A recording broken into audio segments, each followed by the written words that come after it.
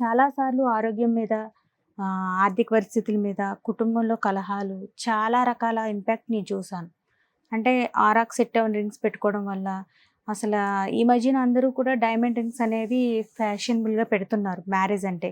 So, అది అంత correct కాదండి. ఎవ్వరు కూడా వాళ్ళకి కరెక్ట్‌గా మ్యాచ్ అవ్వని రింగ్స్, స్టోన్స్ వాడొద్దు ఫస్ట్ ఆఫ్ ఆల్. ఇప్పుడు మీరు పాజిటివ్ ఆరా చెక్ చేసేటప్పుడు ఈ 2 మిషన్స్ యూజ్ చేశారు. హ్మ్. అసలు ఇవేంటివి? దీని నుంచి ఎట్లా మీకు ఎట్లా తెలుస్తుంది? అంటే వీళ్ళకి హ్మ్. పాజిటివ్ మీరు మీరు మనసులో హ్మ్. పైకి చెప్తున్నారు. వాళ్ళ పేరు చెప్తున్నారు. హ్మ్. ఎంతుందని చెక్ చేస్తున్నారు. అసలు ఇవి చెప్పకపోయినా కొన్ని తిరుగుతున్నాయి. ఇట్లా ఒకటి లెఫ్ట్ ఉంటుంది. ఒకటి ఓకే. మీకెట్లా ఎలా ఐడెంటిఫై చేస్తున్నారు? యాక్చువల్లీ దీనికి ప్రత్యేకమైన కోర్స్ ఉంటుందండి.